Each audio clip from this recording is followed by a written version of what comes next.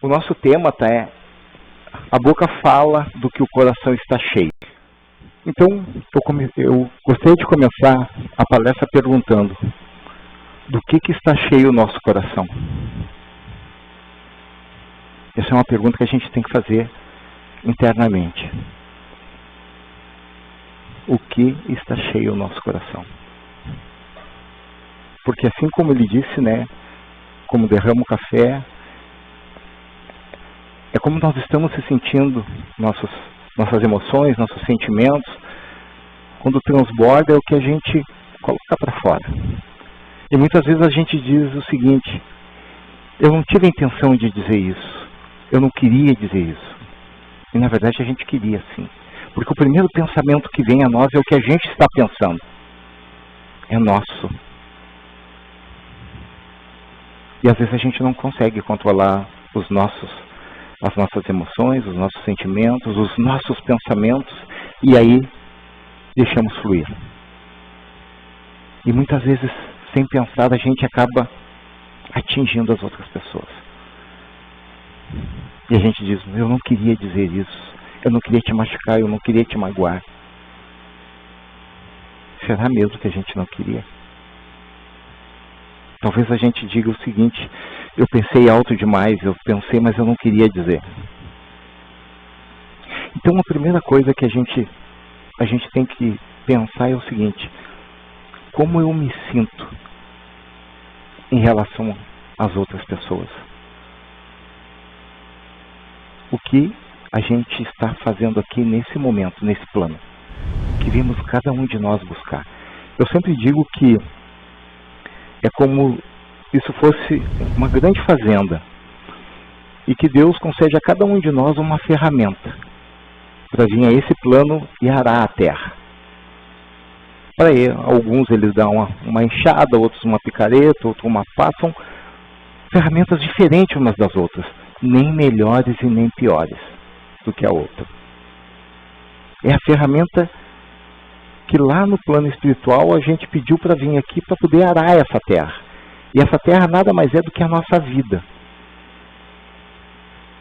E aí a gente tem que fazer as escolhas. Se realmente a gente quer arar a terra, se a gente quer trabalhar, se a gente quer plantar, se a gente quer ver realmente alguma coisa nascer desse trabalho, frutificar. E isso tem que ser uma escolha de cada um de nós. A gente lembra muito de Deus quando a gente está passando por dificuldade. E agradece muito pouco quando as coisas na nossa vida acontecem.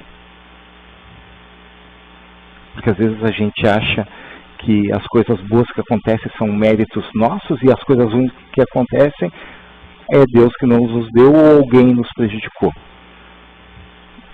E na verdade, nós somos os únicos responsáveis por tudo o que acontece na nossa vida. Seja de bom ou de ruim.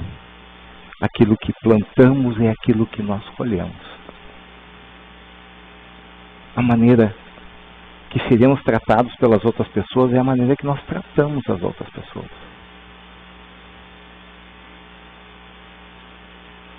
Nós precisamos nos enxergar como seres humanos que somos.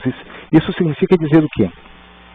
Que um ser humano, ele vai errar muito nessa vida, para aprender até achar o ponto certo das coisas, das suas emoções, dos seus sentimentos, como lidar com as pessoas difíceis na nossa vida.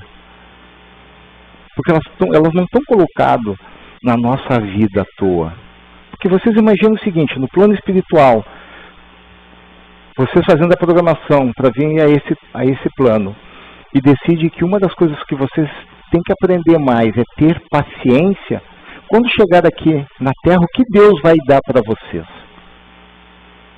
Experiências para que vocês comprovem que vocês realmente aprenderam a ter paciência. Então são o quê?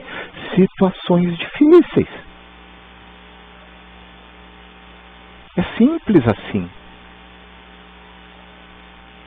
Muitas vezes as coisas que nós olhamos e não gostamos nas outras pessoas são as nossas falhas. São aquelas coisas que nós precisamos corrigir, e essas pessoas às vezes servem de espelho para nós. para nos mostrar aquilo que a gente detesta tanto, não gosta tanto nas outras pessoas, e às vezes é algo que nós precisamos mudar em nós. Nós não estamos aqui para mudar as outras pessoas. Nós viemos aqui para nos modificarmos, para tentarmos sermos um ser humano melhor, sermos um espírito melhor, e quando formos embora daqui, podermos deixar uma mensagem gravada no coração das outras pessoas.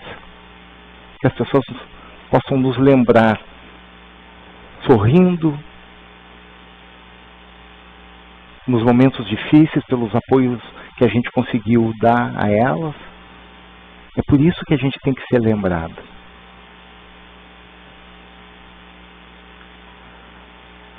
Isso não significa que a gente não deve buscar incessantemente o material, que a gente não deve buscar ter conforto na família. Não, claro que não. Isso também é primordial. Mas isso não é o mais importante na nossa vida. Nós não viemos aqui para sofrer. Eu sempre costumo dizer que o sofrimento não ensina nada. Porque quando a gente está sofrendo, a gente não consegue pensar em absolutamente nada. É quando a gente está com uma dor. A gente quer ir ao médico para que ele dê um remédio e a gente possa passar aquela dor. E aí quando passa a dor, passa o sofrimento, é que a gente consegue, né, estabilizar e aí pensar: por que eu fiquei mal? Porque eu não me alimentei bem, porque eu ingeri algo que não deveria. E aí a gente consegue ter essa consciência do motivo por que errou, por que isso aconteceu. E os aprendizados na vida são da mesma forma. Às vezes, no olho do furacão, a gente não consegue raciocinar, porque a dor é muito intensa. Mas depois que passa é que a gente tem que pensar, né? O que Deus quis que eu aprendesse com essa situação que eu passei na minha vida? E se a gente conseguir compreender isso, a gente vai ter aprendido a lição e ela não vai acontecer novamente. E quando a gente não aprende a lição, o fato se repete 1, 2, 3 vezes para que a gente realmente aprenda que aquilo não é o correto. Nós vemos com um único objetivo nesse mundo, que é aprender a amar. Esta lei supera todas as outras todos os outros ensinamentos que Jesus trouxe. Amar. E amar significa não apenas amar as outras pessoas, mas principalmente amar a nós mesmos. E o que significa amar a nós mesmos? Significa nos aceitarmos do jeito que nós somos, com as nossas virtudes, com as nossas imperfeições.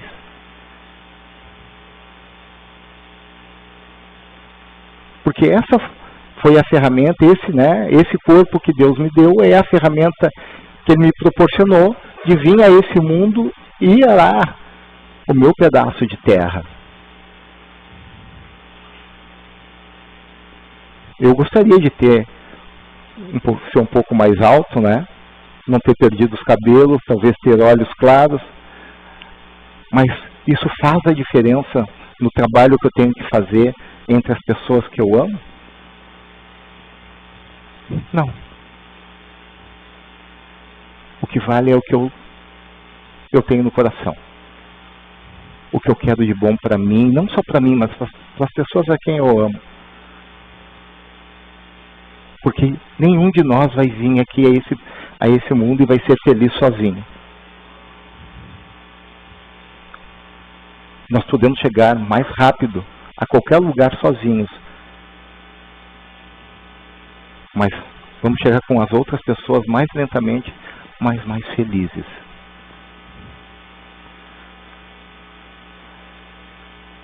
O que nós temos que perguntar a nós mesmos é o seguinte: o que eu preciso para ser feliz?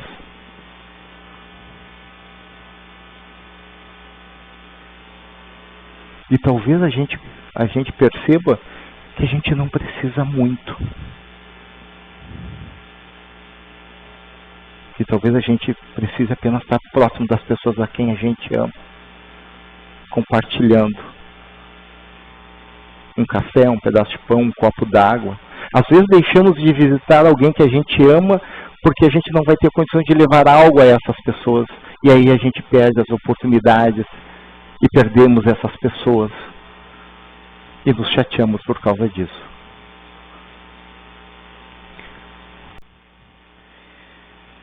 Havia duas fazendeiras que eram vizinhas. Uma delas, vamos chamar de Joana, detestava a outra, que vamos chamar de Maria.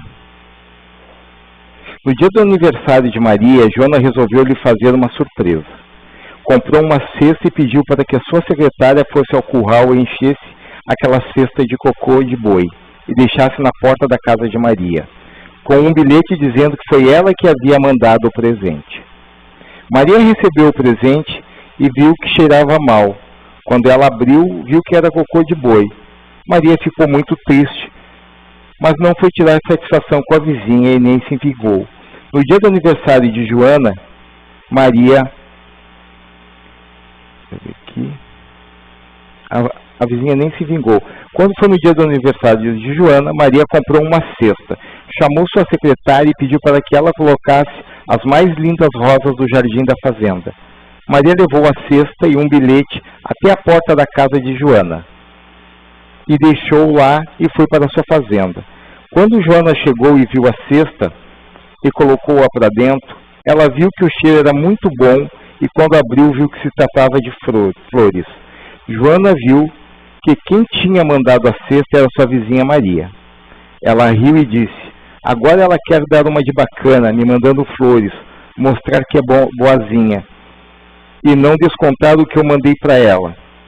De repente, Joana reparou que tinha um outro bilhete dentro da cesta que dizia assim: a gente só dá o que tem.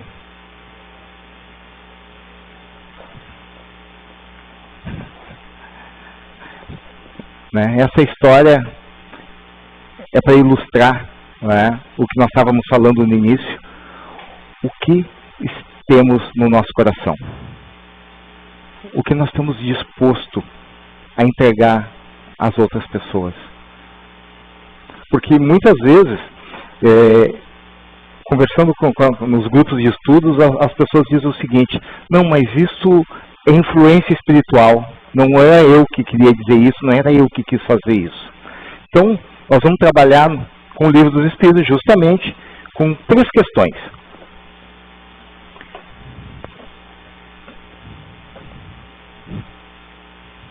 A primeira questão é a 459, e ela pergunta o seguinte: influenciam os espíritos em nossos pensamentos e em nossos atos? Muito mais do que imaginais. Influem a tal ponto que de ordinário são ele que nos dirige. Está aí. Os culpados são os espíritos que nos influenciam o tempo todo e fazem a gente dizer essas coisas que a gente não queria dizer.